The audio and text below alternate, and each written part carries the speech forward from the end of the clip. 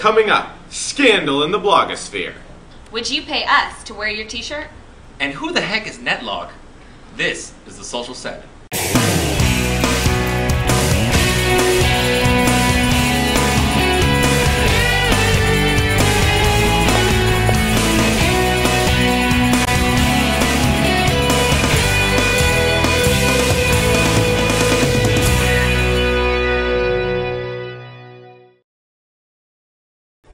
Welcome to the Social 7. We're bringing you the top 7 stories in social media and marketing. Let's get right into it. At number 7, Google Friend Connect, which is competing with Facebook Connect, become the center of the social web, announced that Twitter is joining into their community as being a place where they can share their information and log in across their social experiences. You know, that's really great for me because I'm a huge fan of Google applications and services. So And Twitter. So having my Twitter on my Google, best of both worlds. And it's really, you know, no matter whether you choose Facebook or Google Connect, they all have the same different mission, which is to bring all of your services in one central location. So after months of anticipation, waiting, voting, nominations, the Mashable Open Web Awards have finally had their winners announced. 26 different winners across 26... Wow. You gotta just roll with it. You gotta laugh. 26 winners, 26 categories, 240,000 nominations and votes. And I gotta tell you, it's really interesting. Everything from the biggest Google one for start page, of course, because everyone uses it, to some real small startups like Zeusk. Yeah, and some of the service that we all use that won in the social news category was Haro, or Help a Reporter Out. The winners, a blog plugin that we use for social7.com, which is called Share This.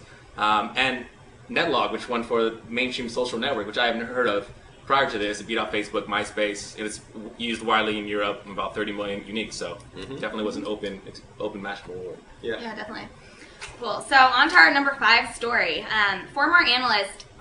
Forrester analyst Peter Kim this week issued a report claiming his social media forecast for 2009. And for the report, he got contributions from several different influencers in the space. So it's a great, interesting report, so you definitely check it out. Fascinating, really, on 2 accounts for me, which is one, how many of the analysts thought that one video is going to be big, which I think is true, video is always getting ground, but 2 especially is they're all very confident that this down economy is really going to be very beneficial to the companies that have invested in building their relationships online with their customers, who aren't focused on sort of the typical quantity measurement, but really the quality of their relationships, because they're going to be able to maintain those relationships for a lot less money, which is important in a down economy.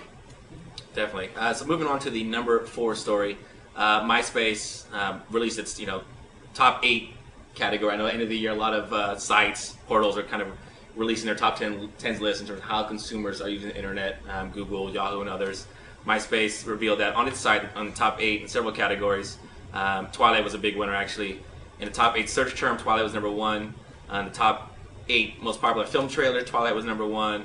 Top music artist was Taylor Swift. So I thought you were going to say Twilight. I don't know, the soundtrack might have been up there somewhere, but as expected, the top comedian was Dane Cook. The top videos on MySpace was like South Park and Family Guy. So definitely, as you would expect for that demographic, those were the winners this year.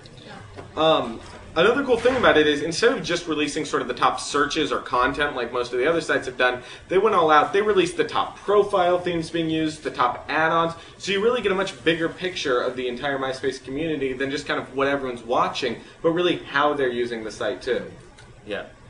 And I think, if you check out Alex's MySpace profile, he has the unicorn profile with pink hearts dancing. So, dude, love it. Yeah, I think that was just barely missed the top 8. Okay. So number 3 story is t-shirts. You're seeing us wearing t-shirts here, wondering why we've gone to a little casual dress today. But a big story this week is a guy named Jason who actually is inviting companies of all sizes to send him a t-shirt, and he'll actually wear it on one day in 2009. And he's actually selling each day. It's already sold out pretty much the first half of 170 of the year. 365. Basically, January 1st he's selling for $1. December 31st he's selling for $365. So each day the price goes up by $1. And definitely it's got a lot of coverage. TechCrunch has wrote about it. LA Times has written about it, and he's going to be talking about it on various social channels. So it's very interesting. Yeah, he's going to be broadcasting it on Ustream, blogging about it, tweeting. So really, I know it sounds like a really simple concept, just wear a company's t-shirt, but he's actually going to be spending about 10 to 12 hours per day on this. So it's well worth the money he makes for it. So I'm really interested, though, to see how it turns out, see how viral it is. So total amount for the year, if he sells out every day, is estimated to be $66,795.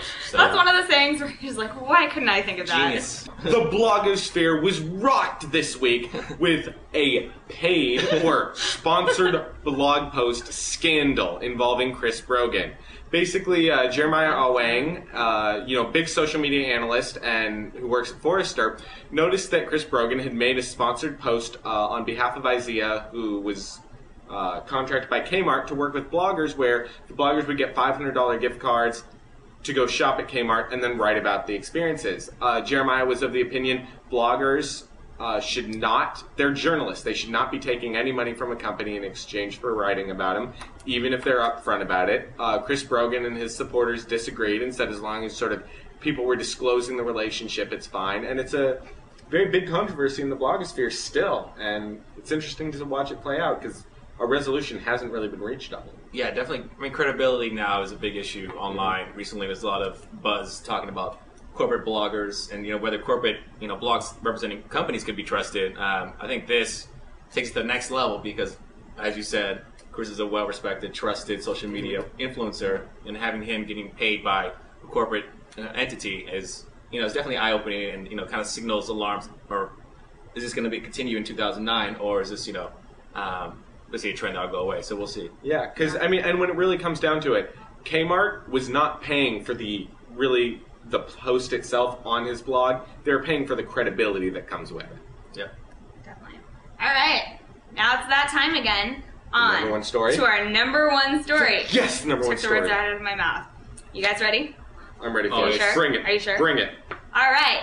The number one story of the week has to do with LinkedIn. Yes, I knew it. LinkedIn's founder, Reid Hoffman, is back as CEO of the company. He was replaced by Dan Nine in early 2007, but now he's back to redeem his seat, and he's also bringing Yahoo's Jeff Weiner with him as interim vice president. So, Nick, what are you doing over there? Oh, sorry. I'm getting all these requests on my my LinkedIn account. Okay. I mean, I've noticed that so many people have asked me to be part of their network, which I'm flattered by. But what I've seen as the stats in terms of the growing in membership is that it's 36%, I believe, over the last 6 months. Raising the community to well over 30 million people. I think it's at 33 million people. So I think in this recession and this downtime, people are trying to strengthen their networks and find those job opportunities where they can. And social media, especially LinkedIn, is helping them. Yeah, definitely. Anyways, that brings us to the end of our episode. By the way, you can find us all on LinkedIn if you want to be our connections. We're always trying to get more. Send us your t-shirts. But anyways, at the very least, make sure you check out thesocial7.com. We've got some great more content on there, including our tweet of the week, our social shutterbug of the week, and our new feature, the viral video of the week, which does not feature Andrea as she fears it does. But once again, thank you, as always, for joining us. Make sure you tune in next week, and we'll see you later.